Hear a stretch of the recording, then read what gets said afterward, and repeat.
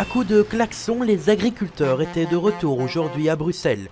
Une action pour dénoncer le futur traité de libre-échange entre l'Union européenne et le Mercosur, un regroupement de 4 pays d'Amérique du Sud. Le monde agricole est inquiet.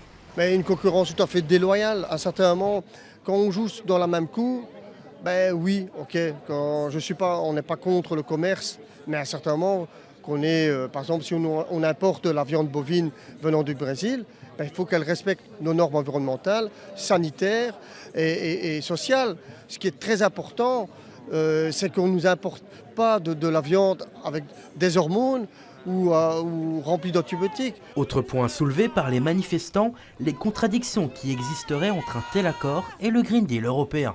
Un traité comme le traité UE-Mercosur, il va encourager un modèle qui profite de la déforestation, qui va engendrer plus d'échanges commerciaux de produits qu'on produit déjà chez nous. Donc il va avoir un impact climatique, social désastreux et donc en plus de renforcer ces problèmes-là, il va détruire les solutions parce que l'agriculture paysanne, l'agriculture familiale peut être une solution par rapport au type d'enjeux climatiques. La Commission européenne refuserait de revoir le volet agricole des accords du Mercosur.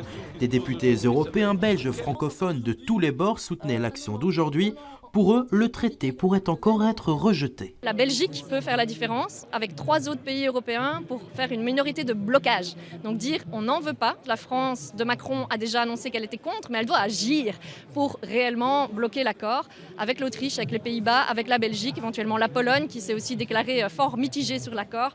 Il peut y avoir cette minorité de blocage au niveau du Conseil et ça c'est un message crucial à l'égard des négociateurs actuels du futur gouvernement fédéral. Ils doivent intégrer ça dans l'accord de majorité. Au-delà de cet accord, les revendications s'accumulent ces derniers mois pour les agriculteurs.